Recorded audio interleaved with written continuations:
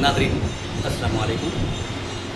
हैदराबाद जो कल था सीरीज़ के तहत हम आज आपसे एक ऐसी शख्सियत का तारुफ़ करवा रहे हैं जो न सिर्फ एक माहिर अमराज़ क़ल्ब हैं बल्कि एक अच्छे हैदराबादी शहरी हैं। और आपकी महारत का अंदाज़ा इस बात से लगाया जा सकता है कि हिंदुस्तान भर में उनकी महारत, उनकी पेशा वराना महारत का चर्चे हैं। ये हैं डॉक्टर सुधीर नायक। डॉक्टर सुधीर नायक को इस बात का एजाज़ हासिल है कि वो कार्डियोलॉजी में डीएम करने वाले आंध्र प्रदेश के पहले डॉक्टर हैं। इसी तरह उन्हें इस बात का भी एजाज़ हासिल है कि गांधी हॉस्पिटल और उस्मानिया जनरल हॉस्पिटल में शोबे कार्डियोलॉजी यानी शोबे अमराज़ क़ल्ब उन्होंने ही कायम किया। इसके अलावा वो क्लिनिकल वर्क, रिसर्च और टीचिंग से भी वाबस्ता है। डॉक्टर सुधीर नायक के हाथ पर हिंदुस्तान के कई माहिर अमराज़ क़ल्ब तैयार हो रहे हैं और आवाम की खिदमत कर रहे हैं। तो हम बात करते हैं डॉक्टर सुधीर नायक से जो हैदराबाद की नुमाइंदा शख्सियत हैं। डॉक्टर साहब, चूँकि आप हैदराबाद की नुमाइंदा शख्सियत हैं और आपके ख़ानदान ने तकरीबन 300 साल से हैदराबाद दक्कन, हैदराबादी आवाम हुक्मरानों की खिदमत की है और अपनी सलाहियत का लोहा मनवाया है। तो मेरा ये सवाल है कि क्या आप अपने ख़ानदानी पस मंज़र के बारे में कुछ बताएंगे? पहले तो मैं आपका बहुत शुक्रगुजार हूँ, आपने रहमत करके मुझे इंटरव्यू के लिए बुलाया है और आपका वक्त आपने भी दिया है। और मैं जितना भी हो सके मेरे फैमिली के बारे में पहले आपको बताऊँगा। हम लोग हैदराबाद में हैं तो कम से कम 300 साल पहले, जैसे आपने बताया। और हम लोग जो है बीजापुर के पहले रहने वाले थे और वहाँ से हमारे को बुलावा आया था तो राजा ऑफ लोकपल्ली के पास। और हमारे पहले जो बुज़ुर्ग थे उनका नाम था बापूजी नायक।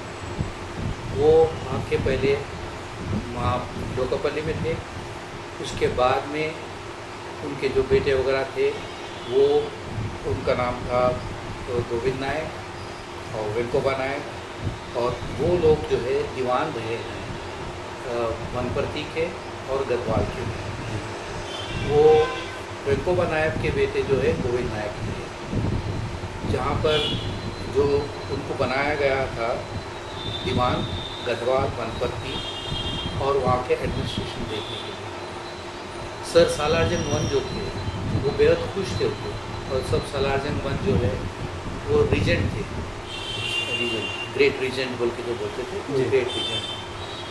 उन्होंने इतना अच्छा काम करा कि वो उन्होंने कोकुंटला बोल की जगह है महबूब नगर में, वो जगह को आपको जागीर दी थी सर सलारजंग। उसके बाद में काफ़ी काम होने लगे हैं।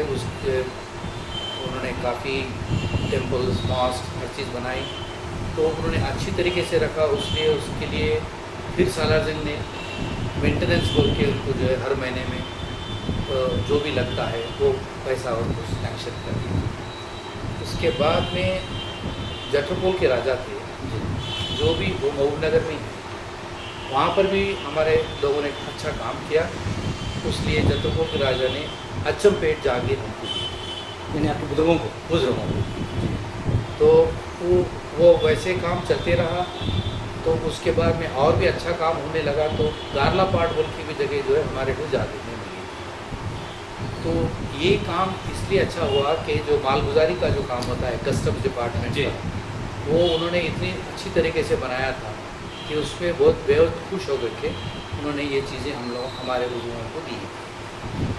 उसके बाद में 1877 या 79 में काफ़ी बढ़ आ गया था, फेमिन हो गया था। अच्छा। तो वो फेमिन में जो है हमारे जो बुजुर्ग थे उन्होंने वेंकोबा नायक उन्होंने इतना अच्छा काम करा और हर चीज़ उनके पास थी, उन्होंने सब लगा दी।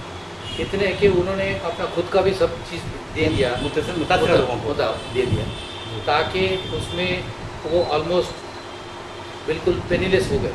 अच्छा। ये जब सालारजंग को मालूम हुआ तो उन्होंने इमीडिएटली मनसब जो है 300 रुपये को उनको सैंक्शन कर दी।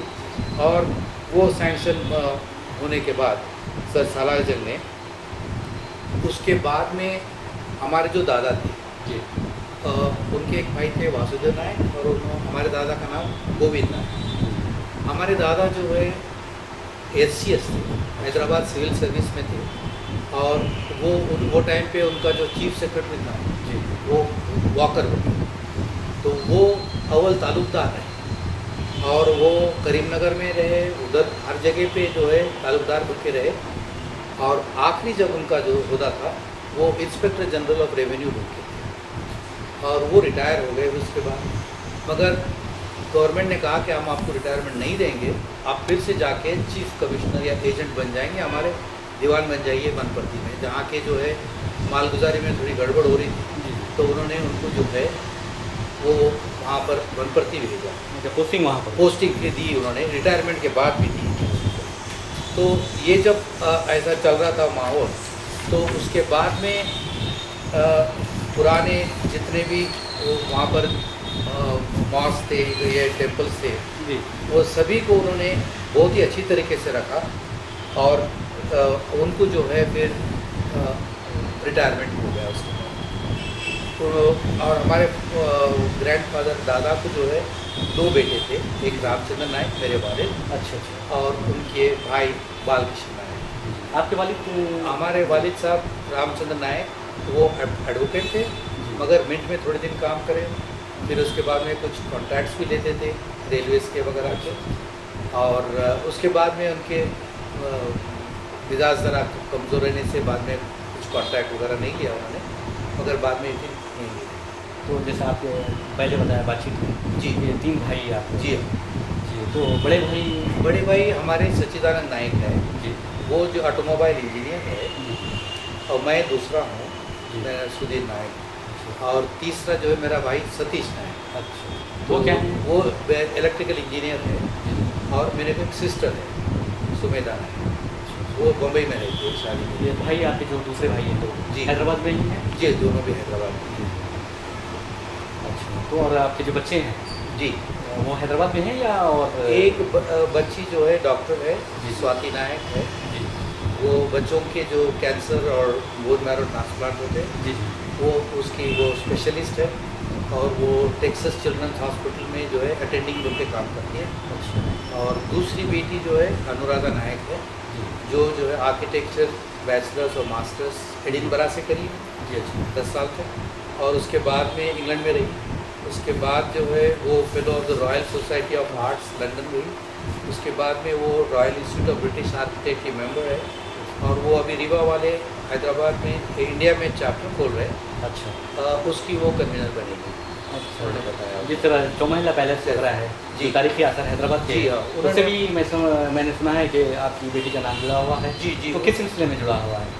वो चौमहला पैलेस जो है जब जी। रिनोवेट कर रहे थे, अच्छा तो वहाँ के जो आर्किटेक्ट थे सर मेहरोत्रा, उन्होंने हमारे डॉटर को बताया था कि आप भी आके काम करें, तो उन्होंने काफ़ी उसके बारे में काम किया है। जी। और रिसेंट जो काम किया है वो अपने कुरान गैलरी को बताई है बनाने की उन्होंने, अच्छा अच्छा और अब उसके साथ ही साथ वो पुरानी हवेली में सिटी म्यूज़ियम भी उन्होंने बनाया है। अच्छा और अभी जो काम कर रहे हैं वो दोमाकुंडा में जो है वो उमापति राव साहब का, वो फोर्ट उनको रिनोवेट कर रहे हैं। यानी हेरिटेज के जो हेरिटेज के उन्होंने हेरिटेज आर्किटेक्ट है, तो वो काम कर रहे हैं। ये तो रहे आपके ख़ानदानी पस मंज़र के बारे में, आपने अपने बड़ों के बुजुर्गों के बारे में बताया, आपने बच्चों के बारे में बताया। हम चाहते हैं कि चूँकि इस बात कल के हैदराबाद की हो रही है, तो हैदराबाद तो आप बेहतर जानते हैं कि तहज़ीब व तमद्दुन के शहर की हैसियत से जाना जाता है, और इस शहर ने हमेशा सलाहियतों की कदर की है, और सलाहियतों की बुनियाद पर काबिल तरीन लोगों को हैदराबाद मदऊ किया है, उनकी हौसला अफजाई की गई है यहाँ पर। तो इस बारे में आपका क्या ख्याल है? सदियों से हैदराबाद, यहाँ के हैदराबाद इंडिया से ही लोग आए हैं, मगर बाहर से पूरे दुनिया से लोग हैदराबाद को पसंद करते हैं और आए भी हैं। जैसे कि आप हैदराबाद में लीजिए, आर्मेनियंस आए, फ्रेंच लोग आए हैं, रेमॉन्ड्स की जो टूम है वो फेमस है। उसके बाद में अफ्रीकन्स आए हैं, उसके बाद इंग्लिश लोग आए हैं, चर्चिल यहाँ रह चुका है, और उसके बाद जो है यहाँ पर ट्रेड काफ़ी रहा, डच लोग आए हैं, और एक वीडियो हमने देखा था जहाँ के बताया कि ट्रेड रूट हैदराबाद से मछलीपट्टनम जाता है। जी। तो उस तरह से जो है हर चीज़ के लिए, चाहे वो फोटोग्राफर हो लाइक दीनदयाल हो, या कोई पोएट हो, या कोई एडमिनिस्ट्रेटर हो, या कोई भी जो भी अच्छा है हैदराबाद में उसने अट्रैक्ट कर लिया है। और काफ़ी उनको इंतज़ाज़म से जो है उन्होंने काम भी किया है हैदराबाद में। तो हैदराबाद का रवैया ये रहा है कि हर किस्म के लोग यहाँ हैदराबाद पसंद करे हैं और हैदराबाद आए हैं और बस गए हैं। यानी हैदराबाद ने अपने दामन में हर किसी को जी जगह दी है। बिल्कुल। आपने गुफ्तगू के दौरान ये भी बताया था कि पंडित जवाहरलाल नेहरू ने जी हैदराबाद के बारे में जी कहा है कि ये छोटा माइक्रोस्कोप है जी। और मतलब ये मिनी सेक्युलर इंडिया के वैसा है जो उन्होंने बताया है। मतलब क्या है कि ऑल वॉक्स ऑफ लाइफ से लोग जो है हैदराबाद आए हैं और बस गए, और हैदराबाद को काफ़ी उन्होंने वो तरक्की भी तरक्की करे और कुछ दिया भी है, जो कुछ लिया भी है। कुछ दिया। जी जी।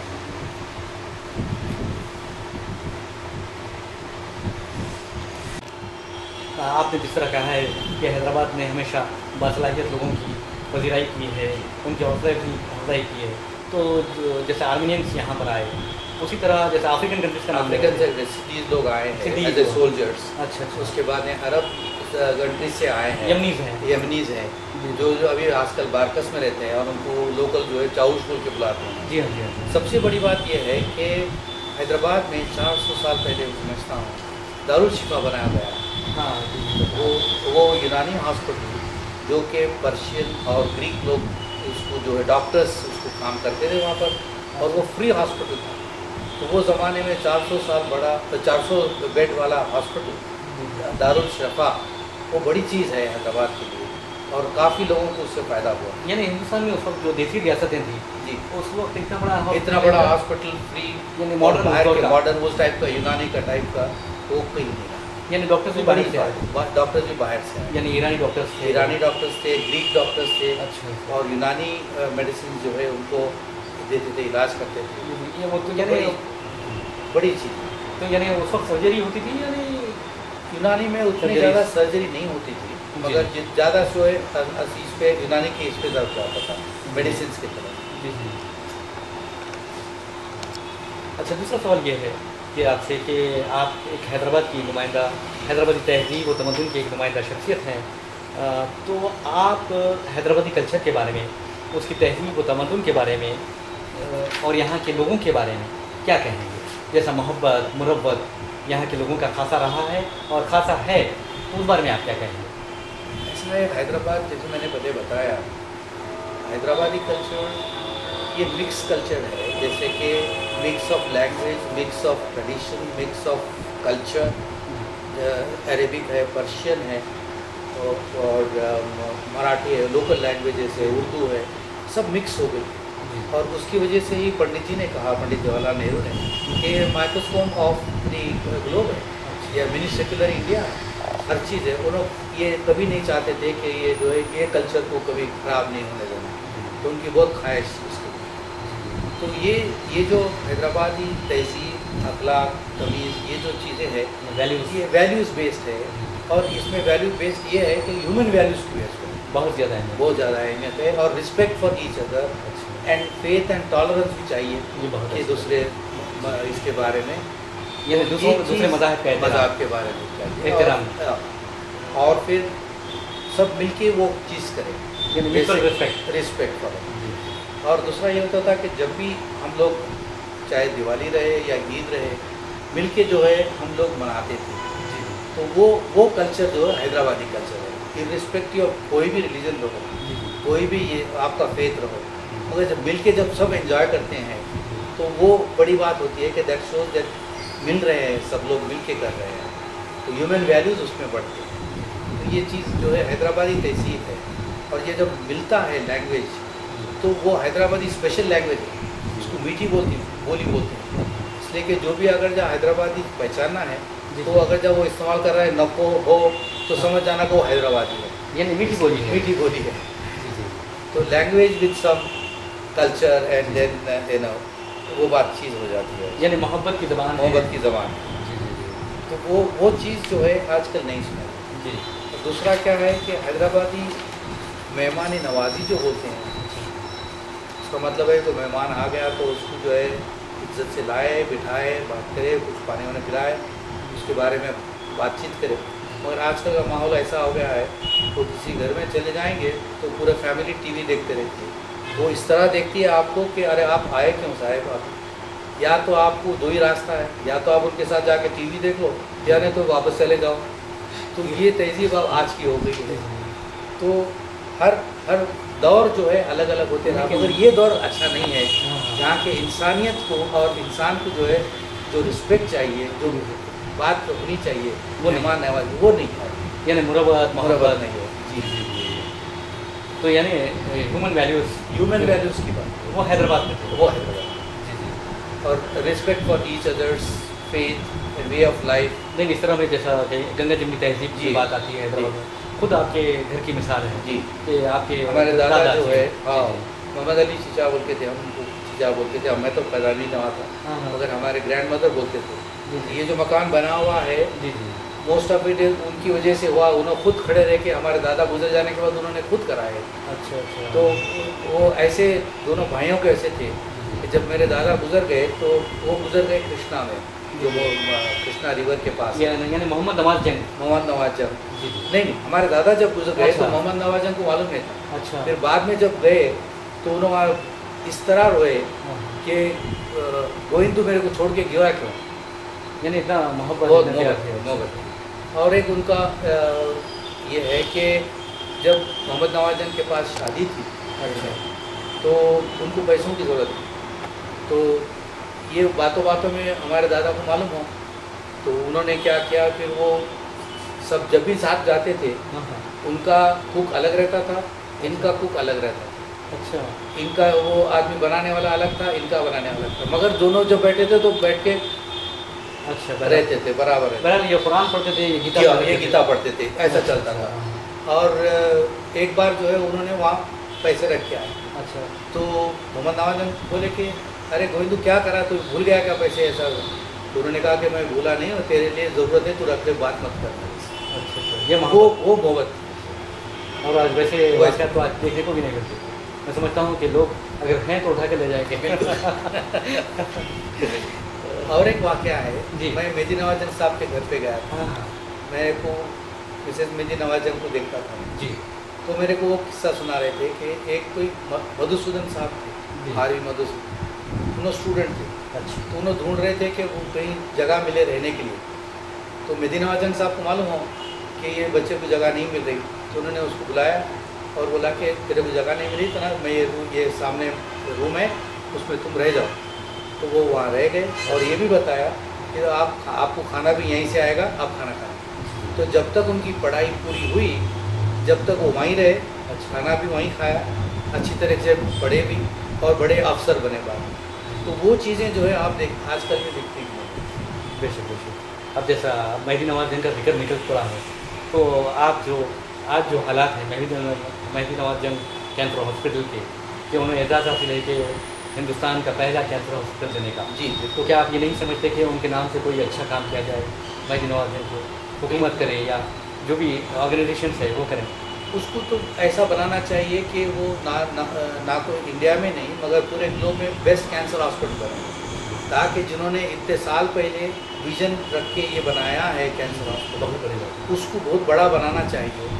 उसको जो है और इक्विपमेंट लाना चाहिए, मैन पावर लाना चाहिए, और उसको top world state of the art लाना चाहिए वहाँ, ताकि वो बेहतरीन हॉस्पिटल बने। अब जैसा 1956 या 1955 में इनाग्रेशन हुआ था उस हॉस्पिटल का, उस वक्त सिर्फ 40 बेड्स थे, और आज 58 ईयर्स के बाद भी वहाँ सिर्फ 210 बेड्स का इजाफा हुआ है, यानी टोटल 250 बेड्स है। तो अगर चाहे हुकूमत तो कर सकती है। बिल्कुल कर सकती है, बिल्कुल कर सकती है।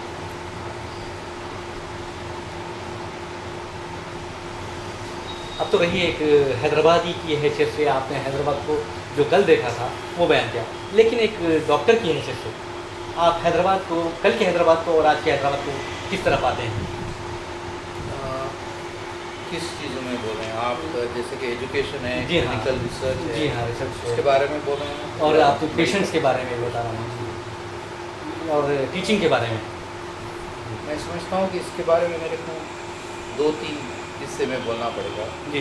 पहला तो बोलना पड़ेगा कि मेडिकल एजुकेशन, जी पहले हम लोगों ने क्या पाया है और आज मेडिकल एजुकेशन में क्या कर लिया है। जी मैं समझता हूँ कि पहले के जो टीचर्स थे, पहले टीचर्स बीच में रहता था, गाइड करता था और बच्चे अतराफ रहते थे। आजकल क्या हो गया है, बच्चे बीच में, टीचर जो है बाहर है। आजकल का गूगल गुरु बताता है, मगर उसमें प्रॉब्लम ये होता है कि जो पहले का जो गाइड था, टीचर था, वो पढ़ाना तो अलग है मगर दूसरी चीज़ों का भी ख्याल रखता था और बच्चे को डेवलप पूरा तरीके से कैसे हो जाए as a good human being, उसका भी ख्याल रखता है। यानी कि अच्छा इंसान, अच्छा इंसान चेहरे बनाए, अच्छा जो ये नहीं बना सकता। तो ये तो चीज़ पहले आई है। दूसरा क्या हो गया है कि जो कमिटमेंट, केयर और कंसर्न्स जो बताते थे वो आजकल में नहीं दिखेगा आपको, जो प्रेजेंटली जो चल रहा है। तो काफ़ी तब्दीलात चेंजेस आए हैं, मगर इम्पॉर्टेंट क्या है कि जब टेक्नोलॉजी इवॉल्व हो रही है, नए चीज़ें आ रहे हैं, उसको भी अपने को लेना पड़ता है। मगर जब आप टेक्नोलॉजी को लेते हैं, इंसानियत को नहीं भूलना चाहिए, ये बहुत वो बड़ी बात है। और दूसरा, अभी जैसे कि अभी पेशेंट केयर, जी हमारे टाइम पे पेशेंट केयर ऐसा होता था कि जो भी लोकल चीज़ें ज़रूरी है वो होती थी, मिलती थी और उसको तरीके से इस्तेमाल होता था। जी मगर अब क्या हो गया है, टेक्नोलॉजी पहले आ गई है, पहले टेस्टिंग होती है पूरा, उसके बाद में फिर ट्रीटमेंट किया जाता है। जी ये ज़रूरी है, ऐसा नहीं कि ज़रूरी नहीं है। ये टेस्टिंग करने से ही पूरा एविडेंस बेस्ड मेडिसिन प्रैक्टिस हो सकता है। जी मगर हम लोग क्या हो गए, अभी उसके स्लेव्स बन गए टेक्नोलॉजी के। तो क्लिनिकल जो सेंस रहता था, एक्सपर्टीज रहता था, वो नहीं है, यानी टेक्नोलॉजी के गुलाम बनने की गुलाम बनने की वजह से। जी तो वो कब कौन सी चीज़ को बुलाना है, कौन सी चीज़ को नहीं लेना है, जी वो बोलना ज़रा ज़रूरी हो गया है।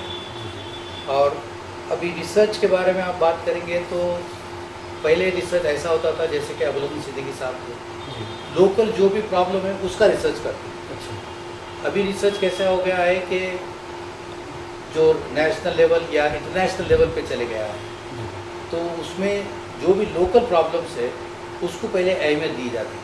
जी तो जैसे कि बहादुर खान, जी तो बेहतरीन सर्जन थे, तो उन्होंने भी जो रिसर्च किया है वो टेक्स्ट बुक्स ऑफ सर्जरी में भी है। जी तो ये ज़रूरी नहीं है कि मॉडर्न टेक्नोलॉजी आपको हमेशा ज़रूरी रहे। ये अहम चीज़ ये है कि लोकल प्रॉब्लम्स को देखते हुए उसके सॉल्यूशंस अपन निकालना चाहिए, रादर देन दी जनरल प्रॉब्लम्स। अच्छा, तो ये ये ज़रूरी है। ये बताना चाह रहे जैसा डॉक्टर बहादुर खान का जिक्र आपने जी, किया है, जी। वो बहुत अच्छे सर्जन थे। जी, तो और उनके जो रिसर्च है वो निसाब में, सिलेबस में भी शामिल है। बिल्कुल बिल्कुल, वो अच्छा। टेक्स्ट बुक ऑफ सर्जरी में भी है। अच्छा और उसी तरह आप अगर हैदराबाद करिए, उस्मानिया हॉस्पिटल, जी क्लोरोफॉर्म कमीशन बना, जी हाँ एडवर्ड लॉरी जो है यहाँ पर ये थे, सर्जन थे, उन्होंने उस्मानिया में रह के क्लोरोफॉर्म दुनिया में पहली बार कैसा इस्तेमाल करना बताया। जी जब उन्होंने बताया तो वो लोग इंग्लैंड में मानने को तैयार नहीं थे। तो ये उनके लिए होगा, ये करेक्ट नहीं। तो जब उस्मान अली पाशा ने, जब निज़ाम साहब ने, उन्होंने खुद पैसे पे दे के एक कमेटी बना दे के उनको बताया कि क्लोरोफॉर्म ठीक तरीके से इस्तेमाल हो सकता है। वहाँ से क्लोरोफॉर्म कमीशन आया, उन्होंने सब देख ली और इंटरनेशनल जो जर्नल है लैंसेट, उसमें पब्लिश हुआ कि ये क्लोरोफॉर्म एनेस्थीसिया दे सकते हैं। तो ये बड़ी चीज़ है, क्लोरोफॉर्म एनेस्थीसिया पहली बार उस्मानिया में उसका पता चला और उसका इस्तेमाल हुआ। फिर बाद में पूरे वर्ल्ड को मालूम हो गया कि क्लोरोफॉर्म आप दे सकते हैं और उसको बेहोश करने में आसानी है, कोई प्रॉब्लम नहीं है। उसी तरह रोनाल्ड रॉस ने, जी हाँ जो नोबेल लॉरेट है, ये मच्छर से जो है मलेरिया आता है, वो पहली बार उन्होंने बेगमपेट के पास रिसर्च करके बताया कि ये हो सकता है। यानी पैरासाइट का पता चला। पैरासाइट का पता कराया जी। कि ये पैरासाइट जो है मच्छर आपको मलेरिया लाता है। नहीं तो मलेरिया जैसे वर्ड है उसका मतलब ये है कि बैड एयर, तो लोग अच्छा। समझते थे कि बुरी हवा, अच्छा। मगर वो बुरी हवा नहीं है, वो पैरासाइट है अच्छा। जो प्रोड्यूस करता है मलेरिया। तो यानी ये काफ़ी बड़ी बड़ी चीज़ें जो है हैदराबाद में हुई है और हैदराबाद में होते थे। यानी हुकूमत जो थी, आसिफ जाही हुकूमत जी। या निज़ाम की जो हुकूमत थी, दो निज़ाम की, जी। उन्होंने बहुत ज़्यादा इंकरेज किया बिल्कुल। रिसर्च को, मेडिकल बिल्कुल रिसर्च को। बिल्कुल। यानी खुद उस्मानिया मेडिकल कॉलेज है, उस्मानिया हॉस्पिटल है, जी जी ये इसकी मिसाल है। जी बिल्कुल। और निज़ामिया तिब्बी शिफाखाना है। जी जी जी जी। तो अब जी रिसर्च के बारे में जो आप बता रहे थे कि जी। ऐसा हुआ है। मगर इसमें क्या हो गया, अभी चेंज ऑफ लाइफस्टाइल हो गई, अच्छा। उसके साथ ही साथ कुछ मरीज बन गए, लाइफस्टाइल चेंज हो गया। जैसे कि हार्ट डिसीज़ है, कैंसर है, ब्लड प्रेशर है, शुगर है। अब तो हैदराबाद तो कैपिटल है शुगर का। जी।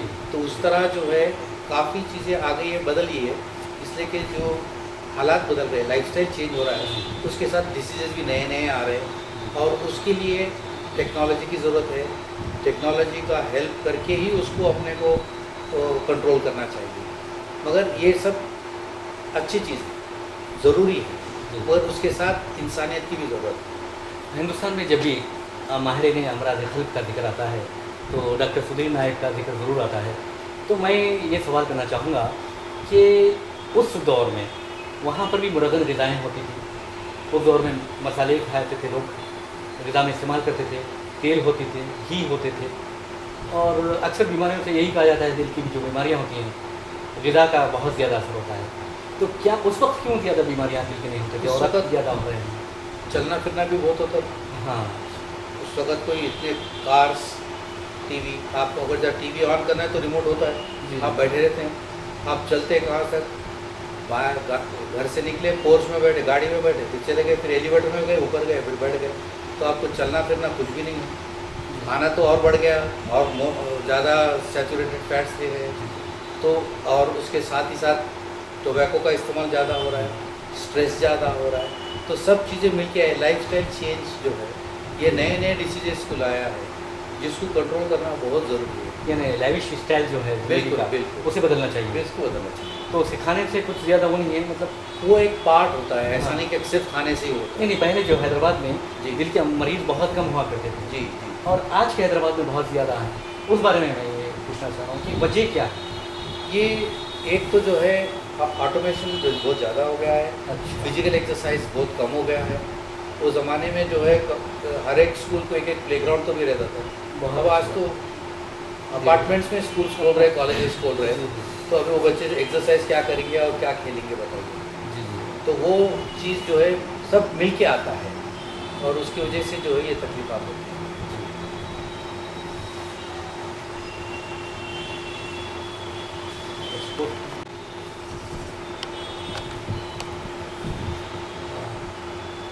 जैसा कि आपके बारे में हमने पढ़ा है कि आपने कार्डियोलॉजी में डीएम भी किया है, आंध्र प्रदेश में पहले डीएम थे आप हैं, और दूसरे जो सब्जेक्ट हैं उसमें भी पहले डीएम आप ही हैं। तो प्रैक्टिस का किस तरह हुआ करती थी उस ज़माने में? उस ज़माने में प्राइवेट प्रैक्टिस होती थी। प्राइवेट प्रैक्टिस से ज़्यादा फैमिली फिजिशियन होते थे। अच्छा। और वो ये हर जानकारी रखते थे कि ना मरीज़ के लिए, मरीज़ के अलावा फैमिली में कितने मेंबर्स को क्या प्रॉब्लम है, वो सब चीज़ को उनको जानकारी थी। अच्छा। हम लोग जब पहले, मैंने जब प्रैक्टिस शुरू की तो मुझे काफ़ी दिक्कत हो रही थी कि कैसे करना है और कैसे। तो मैं जब पहली बार गया तो उस ज़माने में फ़ीस वगैरह तो देने का तो फ़ीस पूछते भी नहीं थे। अच्छा। तो हम जब जाते थे तो पानदान में जो है फ़ीस रखी जाती थी। तो जब हम मरीज़ को देख के जब बाहर आते थे तो वो हमको बोलते थे लीजिए डॉक्टर साहब पान लीजिए। तो उन्हें हम पान नहीं खाते, थैंक यू। तो वो लोग समझते थे कि ये डॉक्टर साहब नहीं लेना चाहते। तो उस तरह से जो है हमारी प्रैक्टिस कुछ अलग ही तरीके से रही।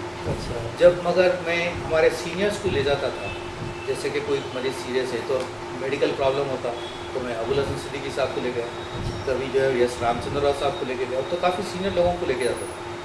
तो वहाँ जाते ही एक ज़रूरी बात बोलना चाहता हूँ कि कभी भी कोई भी सीनियर डॉक्टर ने, डॉक्टर मन्नान ऑल्सो, कभी भी मेरे को ये बताया नहीं वो मरीज़ के सामने के अरे डॉक्टर सुधीर देखे ना, फिर मेरी क्या ज़रूरत है। अच्छा।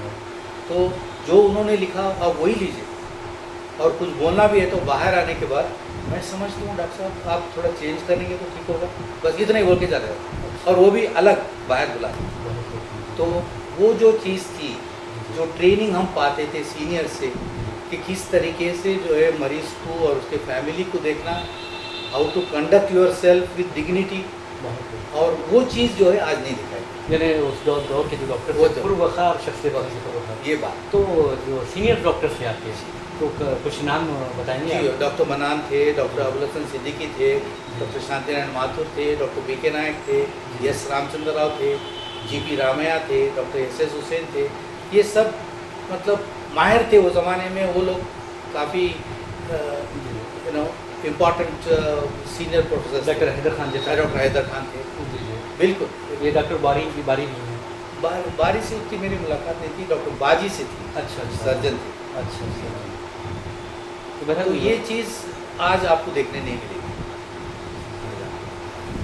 यानी आप लोग के पास एक वो भी होता है डॉक्टर्स के पास, मंतख जिसे कहते हैं जी। लॉजिक, खास तौर से इस पर बहुत ज़्यादा जोर देते हैं डॉक्टर्स।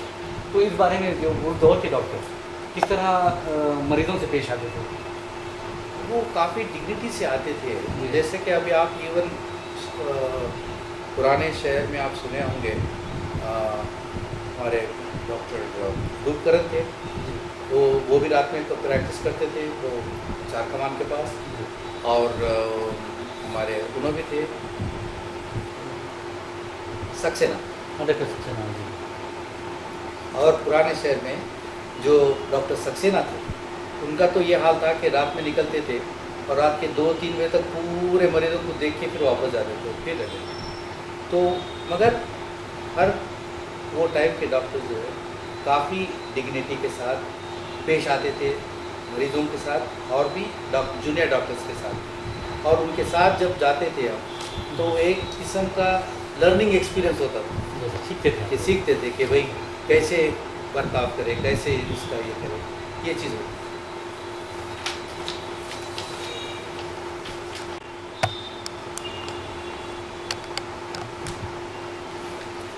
डॉक्टर साहब, हैदराबाद में सुल्तान बाज़ार का एक ख़ास मुकाम है, वहाँ की एक अहमियत है, तो इस बारे में आप क्या कहेंगे कि सुल्तान बाज़ार जैसा कि एक बिज़नेस का मरकज़ बना हुआ है, तिजारती मरकज़ बना हुआ है, वहीं पर तालीमी इदारे भी हैं, बैंक्स भी हैं, तो ये कदीम हैदराबाद में या पुराने हैदराबाद में सुल्तान बाज़ार की अहमियत क्या रही? सुल्तान बाज़ार वैसा देखा जाए तो 1798 और 2000 के करीब पीरियड में वो बना। इसलिए कि जब वो ब्रिटिश रेसिडेंट वहाँ रहता था, तो ब्रिटिश जो सोल्जर्स थे और ब्रिटिश वर्कर्स जो थे रेसिडेंट के लिए, वो पूरे अतराफ रहते थे, सुल्तान बाज़ार में, चादरघाट की तरफ, कोई रेसिडेंसी के पीछे। तो उनके लिए जो है ये रेसिडेंट बाज़ार बोल के थे, और वहाँ पर पूरे इंग्लिश चीज़ें आते थे, without duty, without import duty वहाँ मिलते थे। अगर आपको लेना है तो वो ब्रिटिश मनी से लेना, इंडियन मनी से नहीं। अच्छा, स्टर्लिंग पाउंड। Sterling pound. अच्छा। तो इतना वो पॉपुलर होने लगा कि यहाँ के अपने ट्रेडर्स कारवान से, ओल्ड सिटी से पूरे जाके वहाँ बिजनेस डाल। तो जब से वो करने लगे सुल्तान बाज़ार, और वहाँ पर ये चीज़ आई कि हर चीज़ जो है अवेलेबल रहती थी, जैसे कि इम्पोर्टेड मेडिसिन है, इम्पोर्टेड चीज़ें हैं, तो वो बढ़ते बढ़ते बढ़ते जो है लोकल ने उनको बना दिया।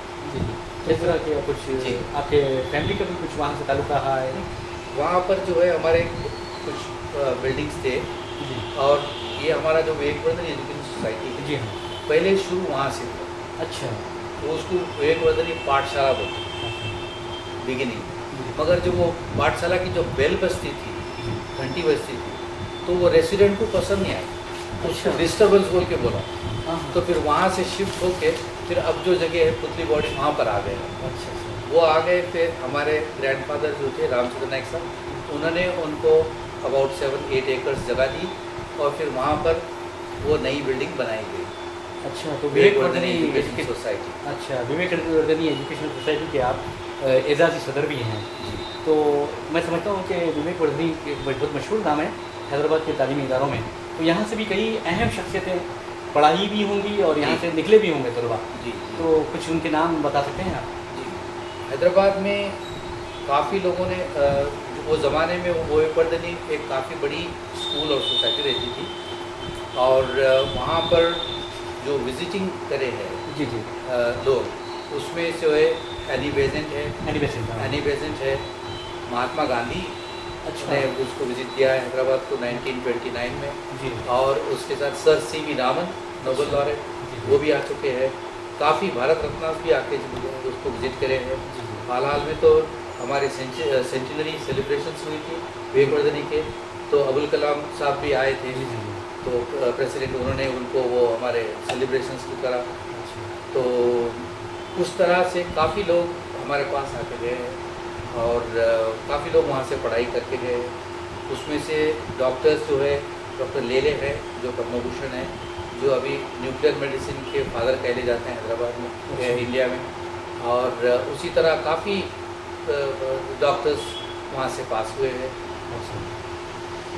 यानी एक इदारे ने कौम को, यानी जी। नेशन को, हिंदुस्तान को, हैदराबाद को, आंध्र प्रदेश को, तेलंगाना को जी। बहुत से काबिल लोग दिए हैं विवेकवर्धनी में। जी।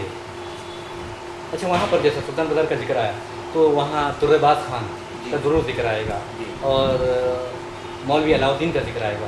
तो इस बारे में कुछ बता सकते हैं आप, तुर्रेबाज खान का और मौलवी अलाउद्दीन का, जो काले पानी की जेल में जी। जी। जो पहले कैदी थे? पहले कैदी थे। और मैं समझता हूँ कि यहाँ पर उनके तुर्रेबाज खान बोल के रोड था पहले, जी हाँ। इनके नाम पे था रोड। जी हाँ। फिर बाद में वो चेंज हो गया दूसरे। यानी 1857 के जो जी वाक़या हाँ, है, जी हाँ, जी हाँ। फ्रीडम फाइटर फ्रीडम फाइटर थे तुर्रेबाज खान। तो बहरहाल सुल्तान बाज़ार उससे भी जुड़ा हुआ उससे है। भी जुड़ा हुआ। जी। अच्छा, ये विवेकवर्धनी कॉलेज, ये जो सोसाइटी है, एजुकेशन सोसाइटी है, उसके तहत मैं समझता हूँ उसके अंदर में कई इंस्टीट्यूट्स चल रहे होंगे। जी। तो कुछ उस बारे में? विवेकवर्धनी में सोसाइटी में जो है केजी से लेके पीजी तक एजुकेशन दिया जाता है। जी। और हमारे पास 8 और 10 स्कूल्स है। और उसके अंदर गर्ल्स स्कूल भी है और कॉलेजेस हैं। और कॉलेजेस में जो है बीए, बीकॉम, पीएचडीज हर सेक्शन में अवेलेबिलिटी है। एमबीए हमने स्टार्ट किया है रिसेंटली। तो काफ़ी एक्टिविटीज़, एजुकेशनल एक्टिविटीज़ चलती हैं। ये प्रोफेशनल कोर्सेज चलाए जा रहे हैं। इसके बारे में मैं विवेकवर्धनी के बारे में और चीज़ बताना चाहता हूँ कि जब उस्मानिया यूनिवर्सिटी ने हमको एफिलिएशन दिया, हमारा कॉलेज जो है फर्स्ट एफिलिएशन दिया जब अलियावर जंग जो है वाइस चांसलर। अच्छा। वो आउट ऑफ द वे जाके उन्होंने we have to encourage the affiliations of the colleges बोल के विवेकवर्धनी को काफ़ी रिकग्निशन दिया।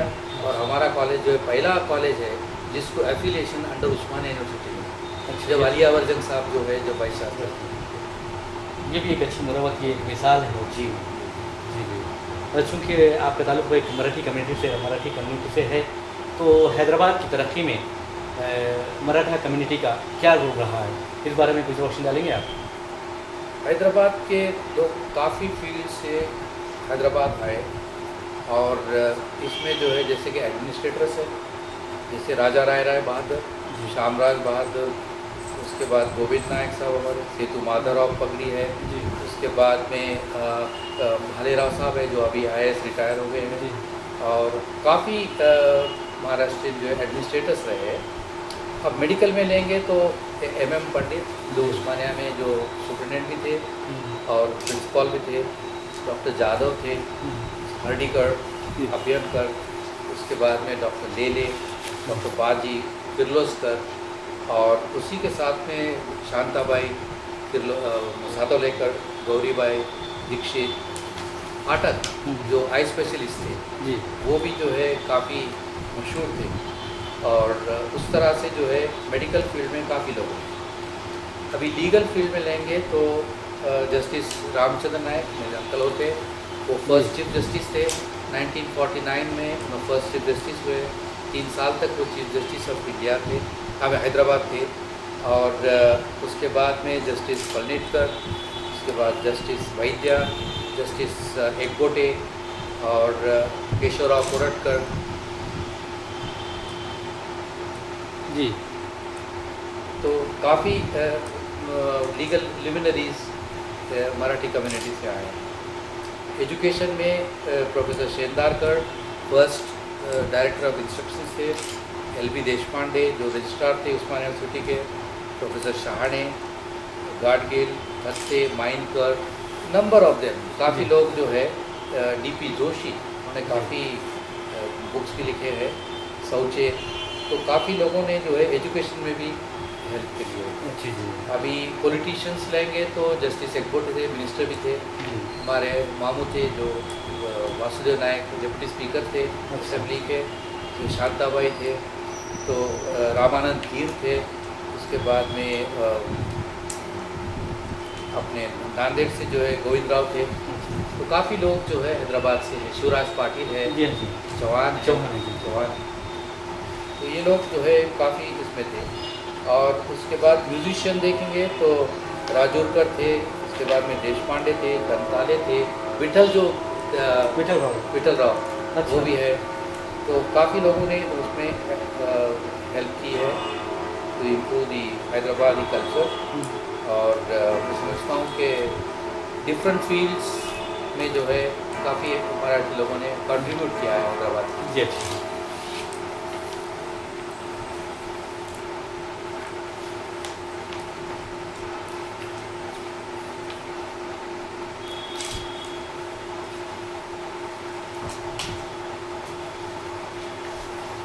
जी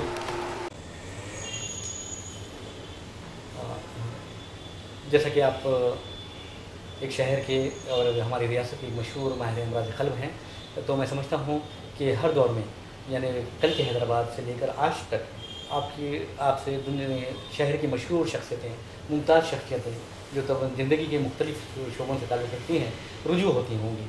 तो कोई ऐसे आपके जो मरीज़ यानी आपके जो पेशेंट या आपके दोस्त जो बिल्कुल आपके करीब हैं, तो उनके नाम बताएंगे तो बेहतर होगा।